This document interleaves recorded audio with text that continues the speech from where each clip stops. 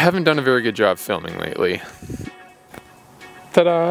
Over the last couple weeks, I've been grinding, clocking 100-hour work weeks here in the Pacific Northwest. We get crazy amounts of rain and crazy snow in the winter, so I really needed to wrap up the whole exterior of the home, and I really couldn't prioritize filming. So let me walk you through everything I've done and give you a brief overview on how I did it and how we got to this really cool looking home so far. So before I dive into walking you guys through everything, we have two super exciting things for this video. One is right here, which you can't see, which is gonna be in a video coming out in a couple days here. And secondly, the sponsor of this video is Factor. So I wanna thank Factor for sponsoring this video, and I'll be telling you guys more about them in a little bit here. Okay, so the next step after we got all the shingles on was to get the siding on, and this is like the money shot. I wanted a board and batten finish, which this is actually just 4x8 sheets of hardy board and then just hardy board trim that are 3 inches wide. The total cost of all this hardy board was this much money. Once the siding was pretty much on, which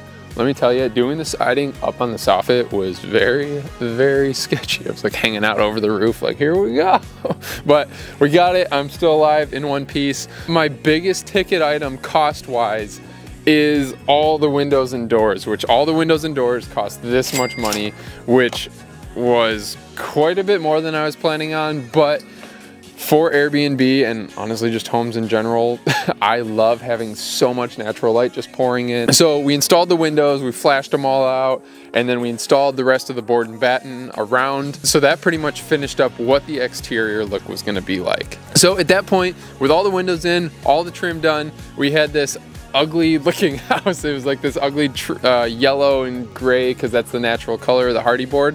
So the next step was to paint the whole thing, because we have to paint it before we do any of the decking or the cedar, because it's just, you don't want to have to tape off and protect all that stuff. The paint cost this much money, and it really only took us a day or two, because all it was one coat of a masonry primer, which you do have to use a masonry primer if you're going to be applying it direct to raw hardy board, and then you paint it with just a normal, I just used like a high-end Sherwin-Williams acrylic paint. Painting it was one of my favorite steps, because that's where the home really starts to take shape. You start to see this vision you had come to life. Once the house had been painted, we could officially kick off all this cedar decking, and the cedar decking is honestly one of the coolest aspects of this home, because it makes up over 1,000 square feet. It does a full loop around the house. This is actually going to be a temporary portion of the deck here, because what we're going to end up doing is cutting out a giant hole. We'll probably do this spring and installing a cargo net in it. I thought we'd have enough time to do it this before winter kicked in, but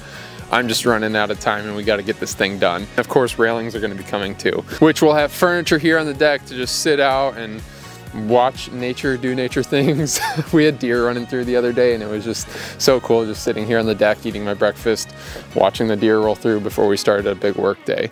But as we work our way over to the south side of the house, this is where the hot tub is actually going to be. So earlier this week we had the electricians roll through, and I don't trust myself to do the electrical. If I do all this work, I don't want to burn the thing down. And those are the only subcontractors I'm bringing into the job. But this is where the hot tub's going to go. Still haven't picked out a hot tub yet, but we're getting there. So if you remember how I framed the foundation of the home, I actually did the deck the same way, so it even provides more structural and lateral support to the home itself. But essentially what we have here, 4 beams. So there's a beam that runs here in the front, which you can actually see, this is what these posts are supporting. A beam right in front of the house, and then 2 more on each side of the house, and they all run, I guess it's north-south. So then we set all the joists running across those beams so that the deck is completely self-supported and doesn't rely on the home's foundation to support it at all. And then we actually did tie it back to the house, and then we ran all the decking, which this took this took a good couple of days to get this deck done. This deck took a while because I could only do batches of 30 pieces of wood at a time while sealing them inside the house, because we couldn't have them sit outside in the rain while they were drying after we sealed them. But yeah, I love how the deck turned out. It's going to be really cool when we're adding all sorts of furniture to it. Now that I actually had the decking done, I had a surface to work off of to install these beautiful cedar soffits. I love how they turned out.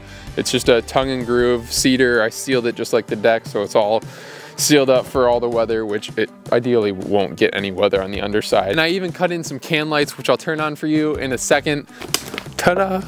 Next up, I had to start trenching to get power over to all of my amenities, which the first one was the Tesla charger. Airbnb nowadays, you want to check as many of the boxes as possible. Plus, I have a Tesla, so I figured why not throw in a charger for when we're doing the ski weekends out here. This was one of the things from the electrical panel inside. I trenched and put a 3/4 inch line in the ground so we could pull power over here, which we got it running. I just charged up on it the first time a few days ago. The next trench, which I'll get to in a minute, was actually back to the Pacific bin to pull off our second 200 amp breaker. And then the third one, I'm not gonna show you what it goes to yet. You'll find out in the video in a couple days here, which I can't wait to show you. The next trench is this one here. So this is not a dinosaur that went barreling through here over to the Pacific bin. You can see the bin in the distance over there. The bin actually has 400 amp service, which the bin is on 200 amps and the Cedar Hollow is actually on 200 amps. So I ran an 1.5 inch conduit line as well as our plumbing line to tie into the existing septic system, which this was brutal. So after the first day of the electricians roughing it, and even though I was told it was an 1.5 inch line, it actually needed to be a 2-inch conduit for them to pull their feeder line from the bin. So this was after I had already backfilled the trench, and I didn't want to take, well, the excavator was gone in the first place, and I didn't want to dig in a trench that had an active plumbing line that was all sealed and working correctly. So the following day I hand dug a 200-foot trench and just about killed myself. It was so brutal, but it's done, it's backfilled.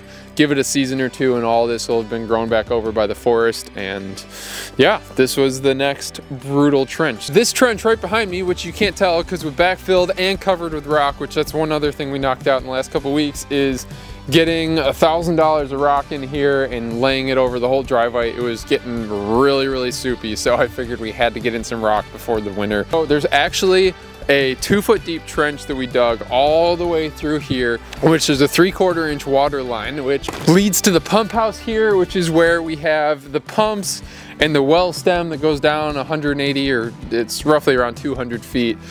We have all the pumps that feed the Pacific bin. You can see the bin is right here, and all of our trenches just shoot through the forest, which is a total pain trenching in the woods. If anyone knows, trying to thread the needle with roots and huge rocks, it's just a total pain.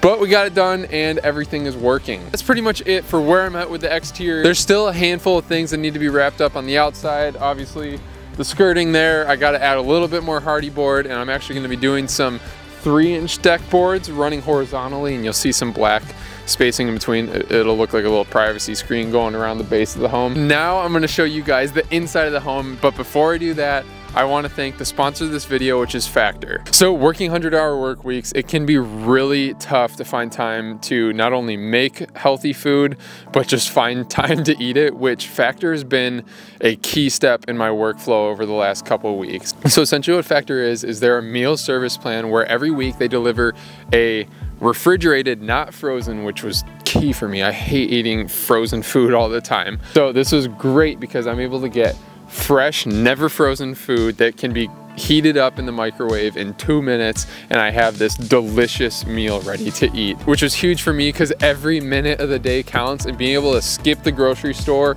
and not have to do all the meal prep and still get a nutritional meal was so helpful for my workflow, at least these last couple of weeks where it's just been crazy busy. So one cool thing about Factor is that they actually tailor their meals to the season, which last week I had their fall cranberry chicken, which was absolutely delicious. I feel like half the time I try meal prep plans, there's just not tons of flavor, which Factor has been just the opposite. I've been telling all my friends and family, raving about it, how delicious the meals are and how much flavor is actually packed into the meals. One thing that I can really appreciate about Factor is that it's a company of integrity, and they offset 100% of their delivery emissions and source 100% renewable electricity for their production and their offices sites. Also, when you guys try Factor, make sure to get the juices. I've been obsessed with the juices, just having them on my way to work in the morning and then finishing it off with a Factor meal at night. It's just a great way to balance out your nutritional intake and just giving yourself that energy to keep going throughout those wild, crazy days. One of the main benefits that I've noticed from eating Factor meals is I have tons of energy, which, as I was saying, is so key,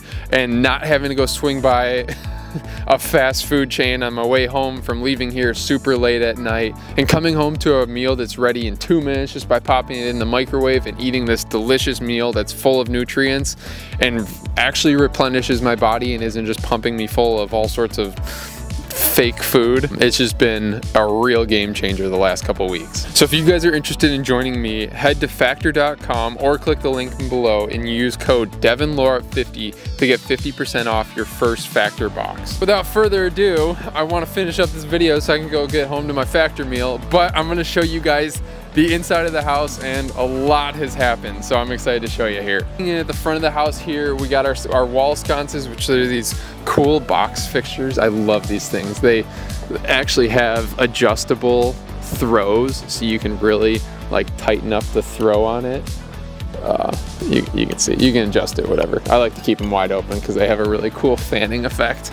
But as we get inside the home here, you can see that electrical roughing's done, plumbing roughing is done, and we've started insulation here. And because it's really cold out here, we got the heat running too, and the lights. Like, we're ready to start drywall this weekend. Okay, so I'm gonna walk you guys through the plumbing here because I've never done plumbing before, but after watching YouTube videos and just sort of giving it a go, I was able to rough in everything, even the pressure line, and not have a single leak in the system. So the first thing I did was set all the drain lines. So we have the drain for the shower there, the drain for the toilet, the drain for the sink, and also the drain for the full stacked washer dryer.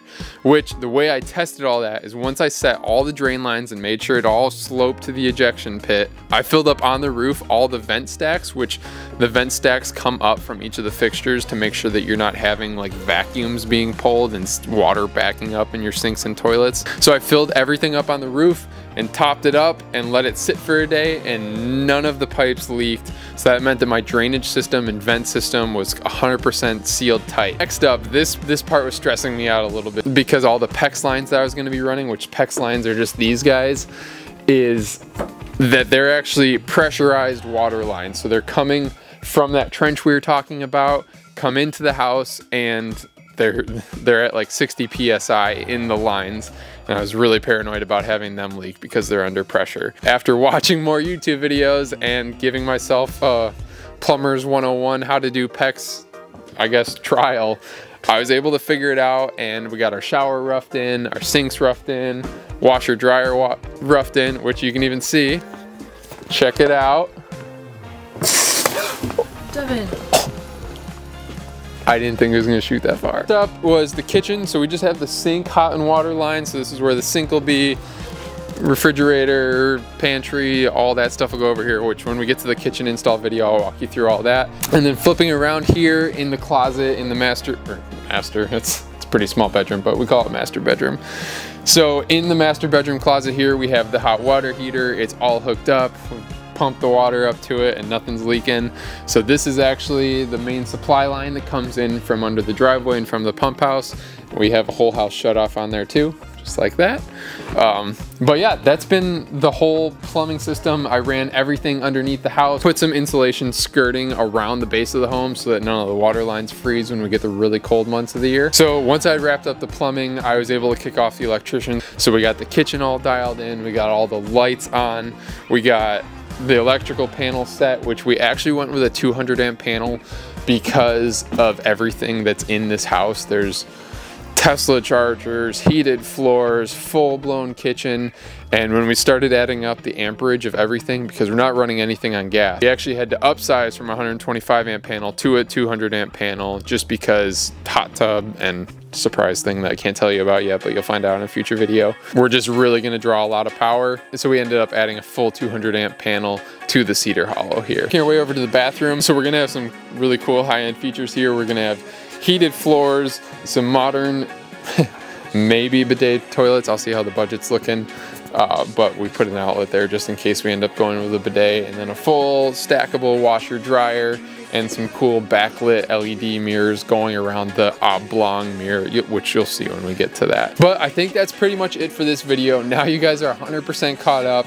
I promise I'll be staying on top of these videos, and I'm gonna be wrapping up installation here in the next little bit, and then we'll be kicking off drywall this weekend. So if you guys wouldn't mind liking this video, subscribing to the channel, I'm really excited to walk you through the finishing steps and the overall design we have for the home. It's gonna come together really, really nicely and be a really special place for guests to stay at and just really be able to relax and unplug from the busyness of life. So thank you guys so much for following along. Subscribe to the channel, and we'll see you in the next video. Peace.